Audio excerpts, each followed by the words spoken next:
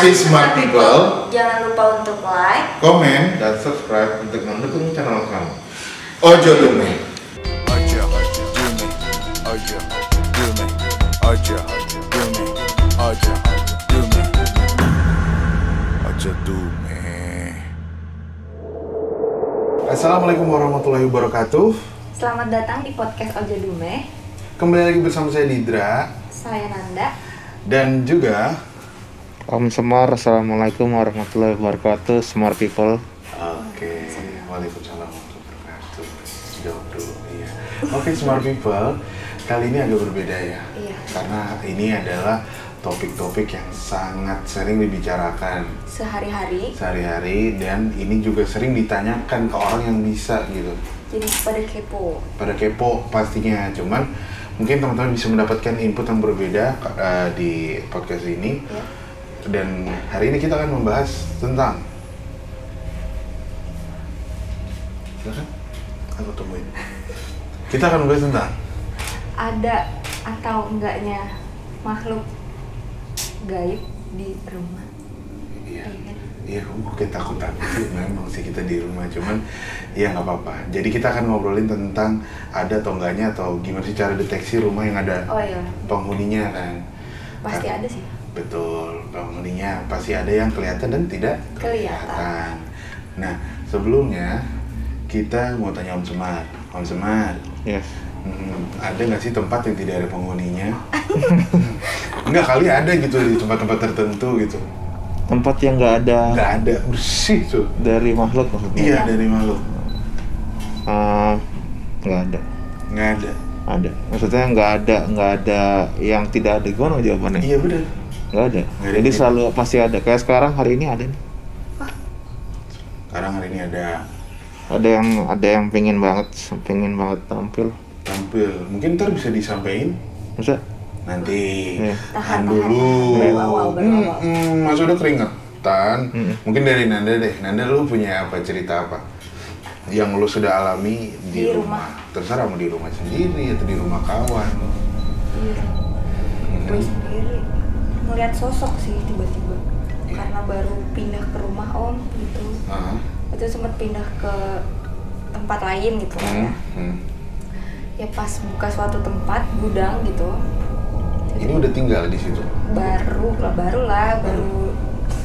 bulan lah. Tapi udah tidur di situ. Udah. Oke, terus Pas buka tempat satu aku diliatin sama kakek lagi duduk gini gitu. Udah. itu jam berapa? Ingat ya? Enggak sih. Terus saya udah nggak inget ya. Oh, tapi jelas Ya visualnya. kakek-kakek Duduk di itu kan tempatnya kan kayak gudang. Iya. Jadi di situ dia duduk. ngomong nggak? Enggak, cuma ngeliat, ya aku kaget terus langsung aku tutup lah pintunya. Betul. Dar. Maaf salah gitu kan. Iya, maksudnya mungkin dia lagi ngapain, atau itu sebuah pesan nggak sih Om? Nah, Penampakannya si jadi. orang. Hah. Jadi sebenarnya kalau misalnya menurut pendapat Om Semar sih, semua rumah ada penunggu. Iya. Cuman tinggal penunggunya yang model gimana, penunggunya sopan apa enggak, punya manner apa enggak, terus mengganggu apa enggak.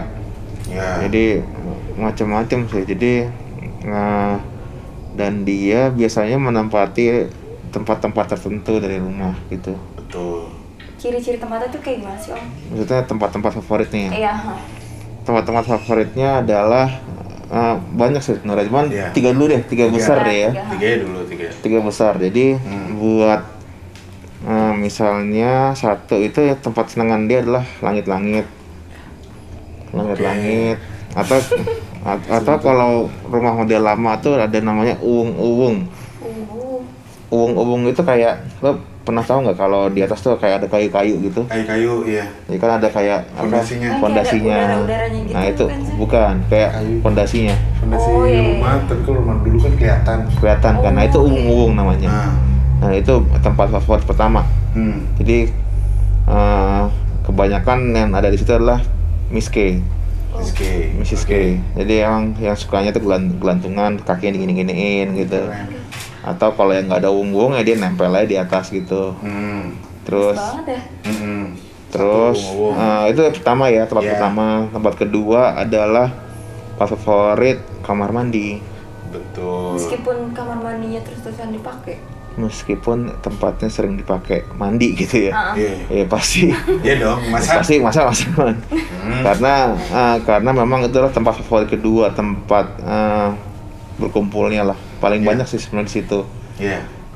Jadi makanya kalau di dalam agama Islam itu ada doa masuk kamar mandi. Nah, saya mendahulukan kaki kiri masuk, keluar kaki kanan. Jadi emang di situ memang tempat berkumpulnya makhluk.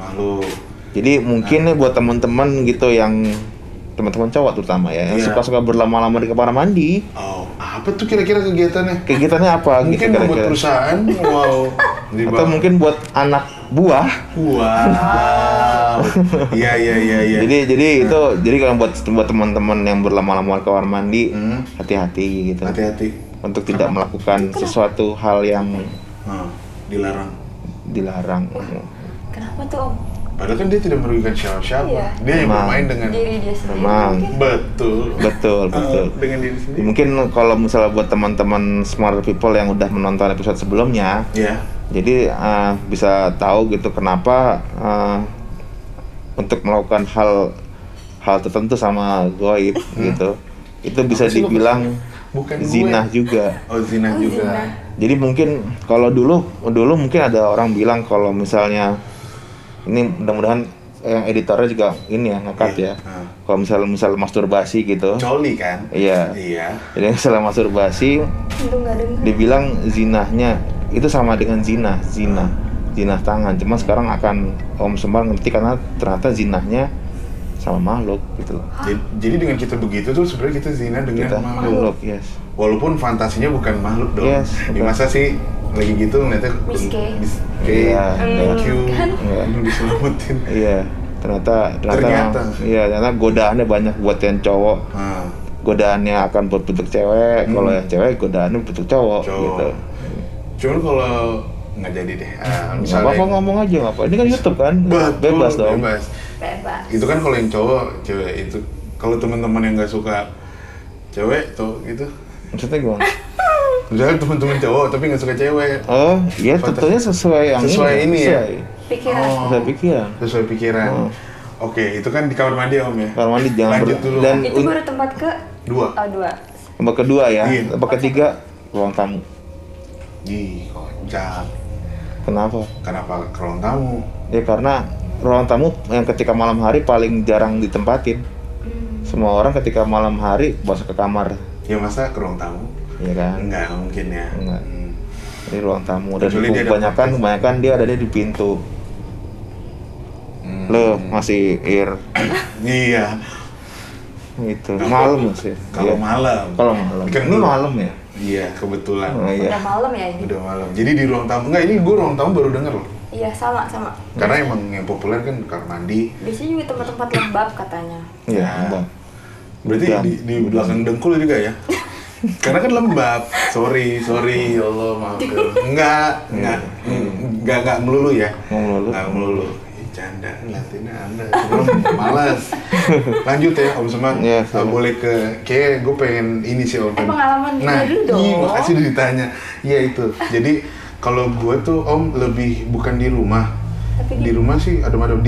Dulu gue ada studio, jadi keren banget. Ada studio, Gox.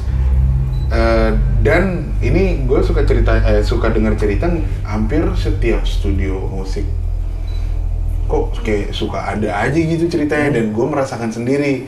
Gue lagi kerja malam sekitar jam 12-an. Terus gue tuh punya jam waker gitu di atas speaker. Pasti bunyi tuh kan jam 12 ya? Iya, cuma lagi gue matiin. Jadi gue taruh atas speaker, gue lagi sama bareng teman gue juga. Kita lagi berdua lagi fokus ke depan ke layar komputer. Terus memang kalau mau sangkut paut kan, Om. Jadi adalah saat itu jam 1 ya. Iya, jam 1 tepatnya. Nanda.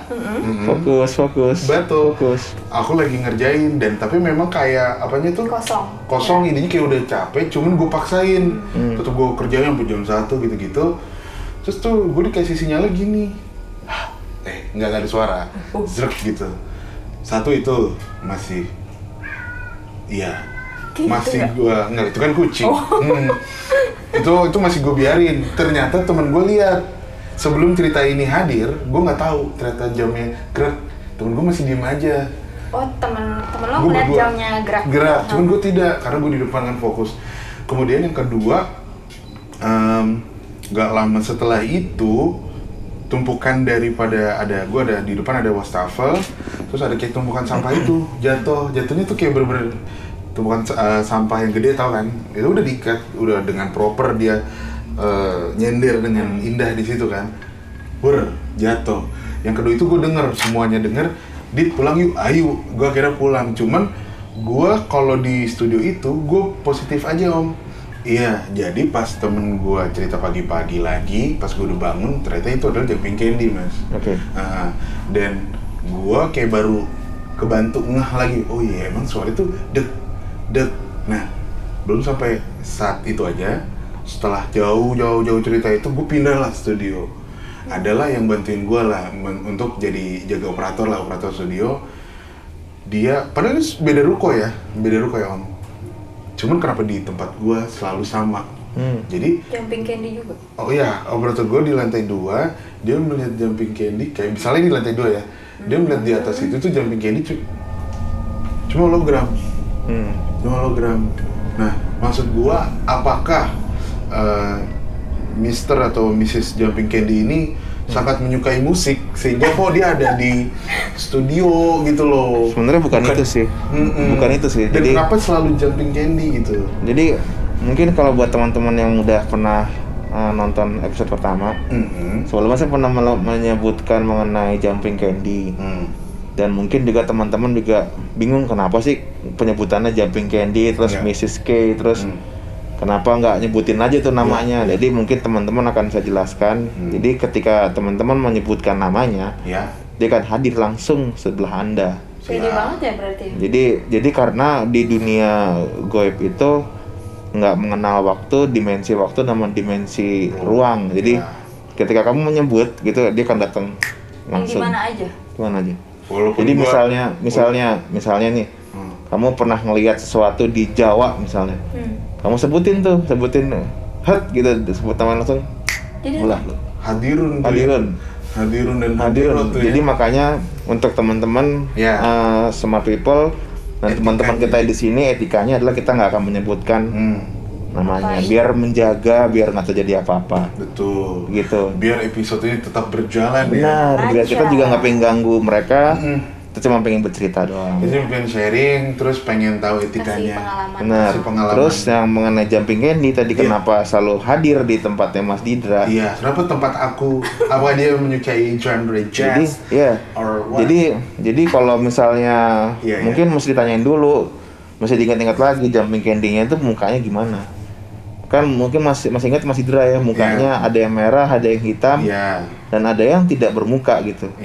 Nah, kalau yang tidak bermuka berarti ada maksud yang disampaikan gitu, secara goib maupun secara spiritual gitu. Baik pastinya. Begitu. Tapi di pengalaman aku nih om, aku di kedua kegiatan di kedua apa tuh tadi cerita itu yang berkaitan di studio aku itu, aku tidak ditampakkan gitu. Yang ditampakkan atau diberi isyarat itu selalu ya orang kedua dari gua gitu, antara teman atau yang jaga bareng gua juga gitu. Mungkin nggak sih gue tanya nih, atau mungkin om dapat visual atau gimana? Why? Oke, kenapa gitu ya? Mau tanyain? Iya.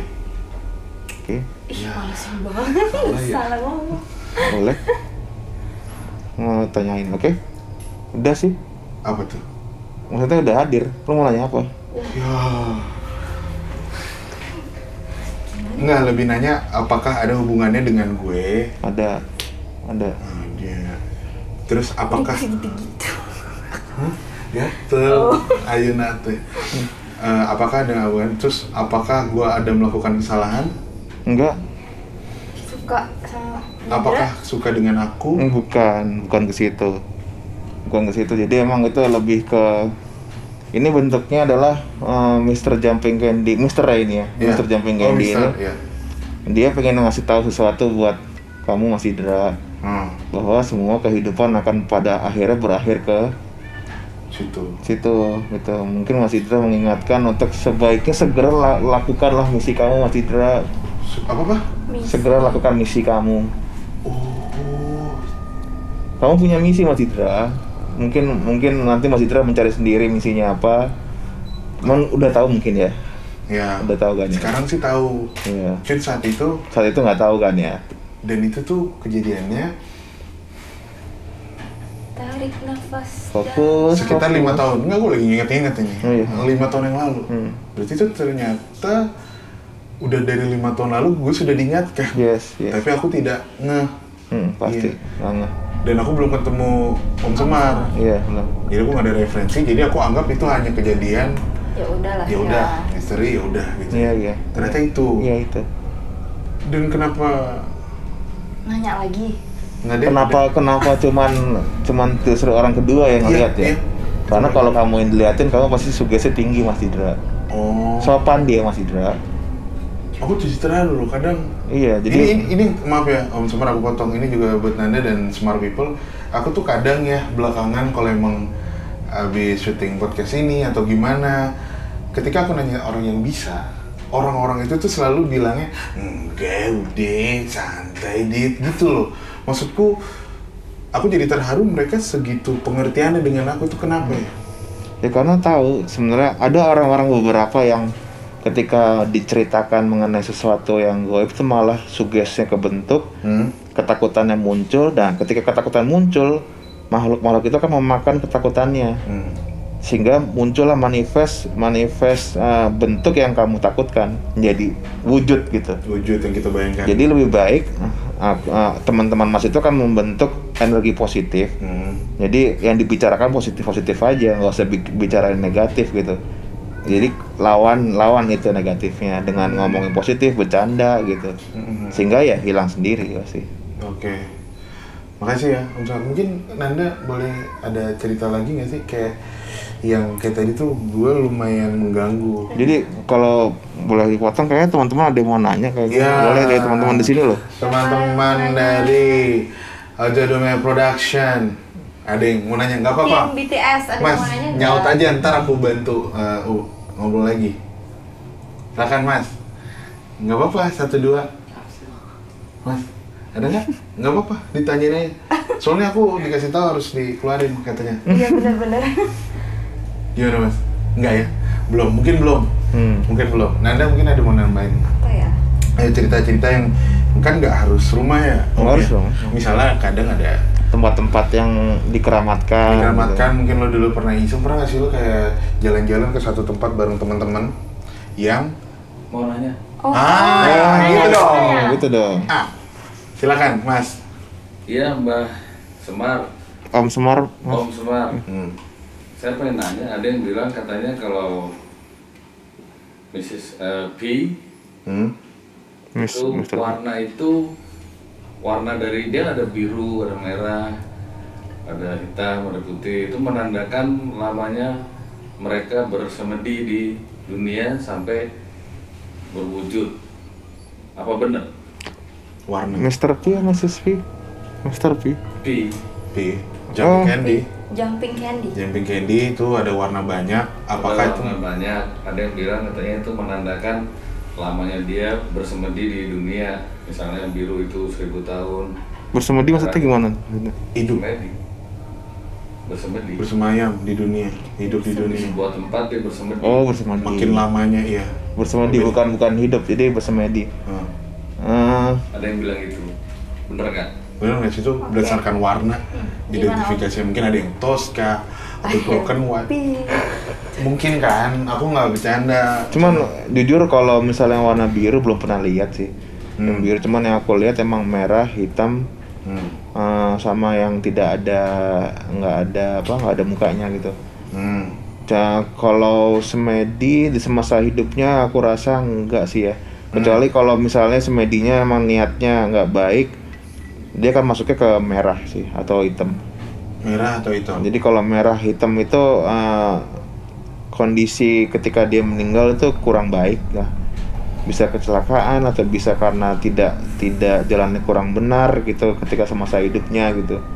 Itu antara merah atau hitam gosong. Oke. Gitu. Kalau yang warna biru belum pernah lihat Mas Taufik. Belum pernah lihat saya kalau yang warna biru. Nah, kalau yang kayak tadi cerita gue hologram dia. Itu makanya, itu juga lebih aneh lagi sih. Makanya hologram belum pernah lihat jujur. Iya. Jadi kalau mungkin setiap orang gini, ini mungkin akan menjelaskan kenapa warna bisa beda-beda ya. Iya. Jadi seperti aku bilang tadi, sebenarnya wujud aslinya dari Mr. P ini adalah bukan itu. Jadi mereka itu adalah sebuah energi yang akan memantulkan sebuah proyeksi berdasarkan dari unsurnya. Unsur tanah misalnya, unsur itu akan memproduksi itu bentuknya, dan warna itu adalah represent dari orang yang lihat sebenarnya. Jadi misalnya Mas Taufik ngeliat warna biru, ya mungkin itu self reflect terhadap Mas Taufik yang ngelihat, atau warna-warni itu self reflect sebenarnya. Mungkin bisa dilihat atau bisa dipelajari sendiri warna biru itu artinya apa sih sebenarnya gitu. Coba didalamin lagi aja. Apa biru? Pesan apa yang ingin disampaikan? Iya, karena itu semua serba pesan sih. Serba pesan. Itu semua pesan. Pasti ada tujuan. Apa dengan serba pesan dan serba sambal? Ya. Iklan masuk. Sorry. Dan jadi intinya bisa ditarik kesimpulan sedikit dulu, belum kesimpulan gede. Berarti mereka tuh kadang nampakin di rumahnya itu ada pesan yang ingin disampaikan. Ya, pasti. Nah ini ternyata aku ada lagi nih. Gak mungkin cuman jahil doang gitu Om. Nah, jahil nih, duluan. Ayo boleh. Tanya. Ya nggak mesti huntunya itu ya kayak jahil aja, kayak ya udah gue cuma pengen lihat lu doang gitu, pengen tahu lu gitu, iseng. Kan tadi ya. Entah diketok lah apa gimana. Jadi gini, kalau Om Semar punya pendapat. Keep your right on the stars and your feet on the ground.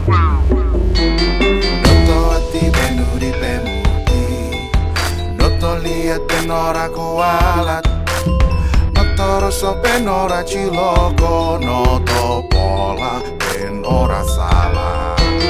Aja, do me, aja, do me, aja, do me, aja, do me, aja do me.